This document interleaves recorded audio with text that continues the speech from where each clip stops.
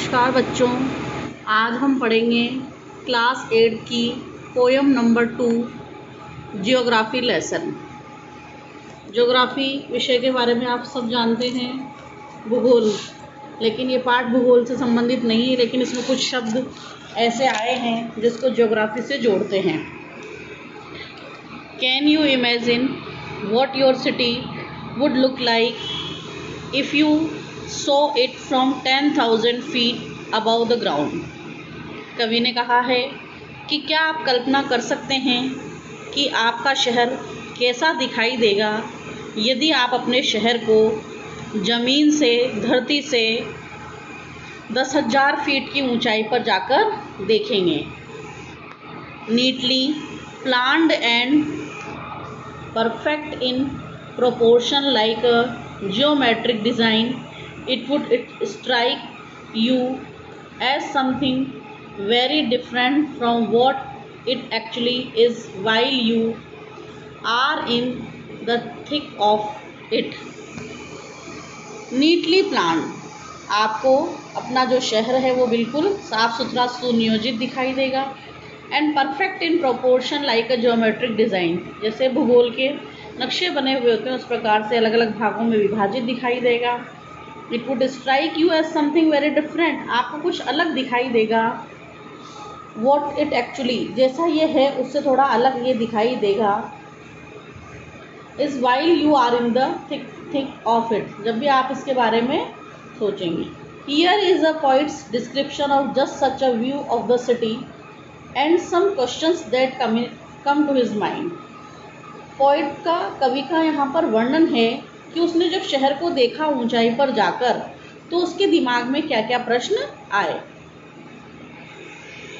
When the jet sprang into the city, it was clear why the city had developed the way it had. Seeing it scaled 6 inches to the mile, there seemed an inevitability about what on ground had looked haphazard, unplanned and without style when the jet sprang into the sky। बच्चों, ये इस poem का पहला stanza है। Stanza में कवि ने कहा है when the jet sprang into the sky, जब उनका जो प्लेन है जिसमें वो बैठकर आसमान में जा रहे हैं, तो वो प्लेन आसमान में जाता है। स्प्रेंग मीन्स ऊपर जाना। जब वो आसमान में जाता है तो इट वॉज क्लियर, तो वहाँ से उन्हें साफ दिखाई देता है why the city had developed the वे, कि जो शहर है वो इस प्रकार से कैसे विकसित हुआ है।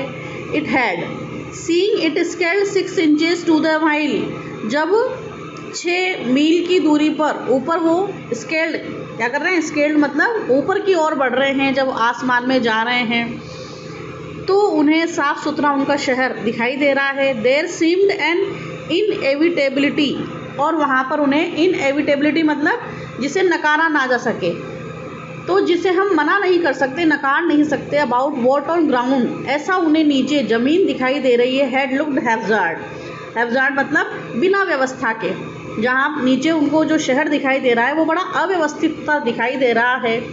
अनप्लान्ड, जो सुनियोजित नहीं है। एंड विदाउट स्टाइल, जिसकी कोई शैली नहीं है। When the jet sprang into the sky, ऐसा कब देख रहे हैं, जब उनका जो प्लेन है जिस जेट में वो बैठे हुए हैं, जैसे जैसे वो आसमान में ऊंचा बढ़ता जा रहा है तो नीचे सारी चीज़ें उन्हें अव्यवस्थित नज़र आ रही हैं। अब हमारी इस पोएम का सेकंड स्टेंजा आता है। Second stanza, When the jet reached 10,000 feet, it was clear why the country had cities where the rivers ran and why the valleys were populated.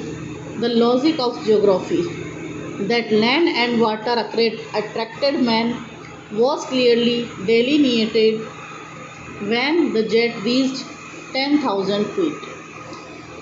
When the jet reached 10,000 feet, और जब 10,000 feet की दूरी पर jet और ऊपर आसमान में बढ़ जाता है तो it was clear why the country had cities, तो वहाँ से देखने पर स्पष्ट नज़र आ रहा है कि देश में जो ये छोटे छोटे शहर होते हैं वो क्यों होते हैं। वेयर द रिवर्स रेन, और उन छोटे जो देश के अंदर जो शहर हैं वो नदियों के किनारे क्यों बसे हैं, why the valleys were populated, और नदी की जो घाटियाँ हैं उन पर अधिक जनसंख्या क्यों है। द लॉजिक ऑफ जियोग्राफी, यहाँ पर भूगोल के तर्क आने शुरू होते हैं। That land and water attracted man, कि जो भूमि है रहने योग्य और जो पानी है वो व्यक्ति को अपनी ओर आकर्षित करता है। वॉज क्लियरली डेलीनिएटेड, डेलीनिएटेड मतलब दिखाया गया, ये यहाँ पर स्पष्ट रूप से दिख रहा है उन्हें जब when the jet reach 10,000 feet, जब उनका जेट कहाँ पहुँच गया है, उनका प्लेन कहाँ पहुँच गया है, 10,000 फीट ऊपर आसमान में पहुँच गया है। धरती से इतनी दूरी जब जेट ने ले ली है तब उन्हें ये दृश्य वहाँ से नज़र आ रहा है। अंतिम स्टेंजा है, When the jet rose 6 miles high, it was clear the earth was round and that it had more sea than land. इस स्टेंजा में कवि ने कहा है When the jet rose 6 miles high, और जब जेट और ऊपर बढ़ता है और 6 मील ऊपर आसमान में जब उनका जेट, उनका प्लेन पहुंच चुका है, इट वॉज क्लियर, तब उन्हें यह स्पष्ट हो गया कि जो धरती है वो कैसी है, गोल है, वहाँ से धरती गोल नज़र आ रही है। And that it had more sea than land, और ये भी नज़र आ रहा है कि धरती पर भूमि से ज़्यादा समुद्र है। धरती पर चारों तरफ क्या फैला हुआ है, समुद्र फैला हुआ है, रहने योग्य जो ज़मीन है वो बहुत कम है। अब इस पोएम को पढ़ने के ये स्टेंजा की कुछ पंक्तियाँ बाकी हैं जो अगले पेज पर है, उन्हें भी हम देखेंगे। But it was difficult to understand that the man on the earth found causes to hate each other, to build walls across cities and to kill from that height, it was not clear why. इस poem के poet हैं Zulfikar Ghosh. But it was difficult to understand, लेकिन ये समझना मुश्किल है, that the man on the earth found causes to hate each other, कि पृथ्वी पर जो मनुष्य रह रहा है वो एक दूसरे से लड़ाई झगड़ा करने के कारण कहाँ से ढूंढ लेता है। And to build walls across cities, और अपने अपने शहरों में दीवारें खड़ी कर लेता है। एंड टू किल, और एक दूसरे को मारता है, युद्ध करता है, लड़ाई करता है, झगड़ा करता है। फ्रॉम दैट हाइट, उस ऊंचाई से, it was not clear why, यह स्पष्ट पता नहीं चल पाता कि ये मनुष्य जो है ये ऐसा कार्य क्यों कर रहा है, क्यों उसने अपने आप को इतने सारे हिस्सों में, देशों में बांटा हुआ है वो, और एक दूसरे से झगड़ा कर रहा है। इस प्रकार से जो कविता है वो समाप्त हो जाती है। ग्लोसरी में कुछ कठिन शब्द आए हैं जो हम देख लेते हैं। इनएविटेबल, ये शब्द आपकी कविता में आया है। That can not be avoided, जिसे हम नकार नहीं सकते। हैज़ार्ड, विदाउट प्लान और ऑर्डर, मतलब बिना व्यवस्था के। डेलिनिएटेड मतलब शोन, दिखाए गए अनुसार। वर्किंग विद द पोएम, इसमें कुछ क्वेश्चन आंसर्स हैं जो यहाँ पर आपको सॉल्व करवाए जा रहे हैं। Find 3 or 4 phrases in stanzas 1 and 2 which are likely to occur in a geography lesson।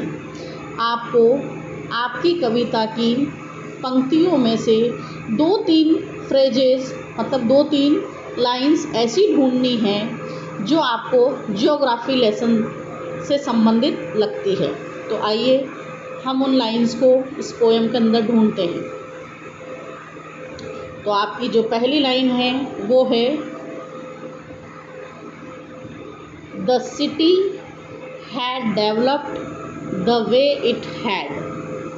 Next line है, it scaled 6 inches to the mile. और अगली थर्ड लाइन आपकी है, cities where the rivers ran। और नेक्स्ट लाइन आपकी है, the valleys were populated. इस प्रकार से ये 4 लाइंस आपको इसके आंसर में लिखनी है। क्वेश्चन नंबर 2 देखेंगे। Scene from the window of an aeroplane the city appears. जब एरोप्लेन में बैठे हुए कवि ने नीचे देखा तो शहर कैसा दिखाई दे रहा था। तो इसका आंसर है third, as developed as necessary. Answer क्या है? इसका आंसर है third, as developed as necessary. तो ये तीन में से हमें राइट आंसर ढूंढना था, तो इसका राइट आंसर है थर्ड। क्वेश्चन नंबर थर्ड देखेंगे, which of the following statements are examples of the logic of geography. इनमें से कौन कौन से एग्जाम्पल है जो द लॉजिक ऑफ ज्योग्राफी से संबंधित है? तो इसका आंसर है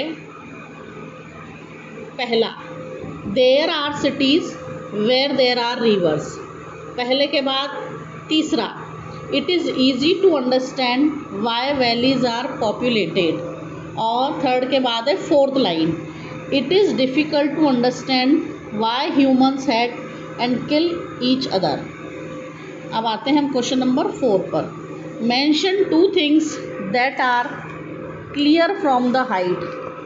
ऊंचाई पर जाकर हमें क्या चीज़ें स्पष्ट हो जाती हैं?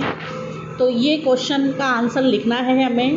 तो पहले क्वेश्चन का आंसर है, clear from the height that cities are developed where rivers ran and why the valleys were populated. It was also clear that earth is round and has more sea than land. ये पंक्तियाँ जो मैं बोल रही हूँ ये आपको poem के अंदर मिल जाएगी। और इसी का सेकंड आंसर है not clear from the height. तो ये इसका आंसर लिखेंगे हम,